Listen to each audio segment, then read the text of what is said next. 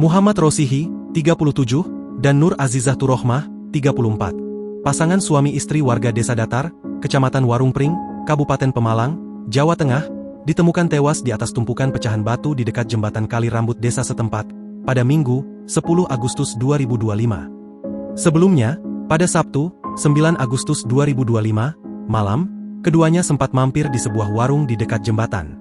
Satreskrim Polres Pemalang yang mendapat laporan penemuan mayat ini langsung mendatangi lokasi dan melakukan olah tempat kejadian perkara.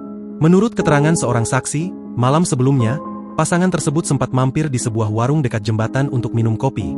Ujar Kasat Reskrim Polres Pemalang AKP Johan Widodo dalam keterangan tertulis yang diterima, Minggu. Namun, keesokan paginya, warga yang melintas menemukan keduanya tergeletak tidak wajar di atas tumpukan batu. Setelah dicek, ternyata, pasangan tersebut sudah tak bernyawa. Tim medis dari Puskesmas Warungpring yang melakukan pemeriksaan awal menyatakan tidak menemukan tanda-tanda kekerasan atau penganiayaan pada tubuh korban.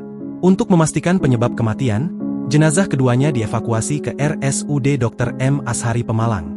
Kami sudah mengamankan sejumlah barang bukti dan memintai keterangan dari beberapa saksi di sekitar lokasi kejadian, ucap AKP Johan. Pihak kepolisian masih terus melakukan penyelidikan guna mengungkap penyebab pasti kematian kedua korban. Penyelidikan masih berlangsung.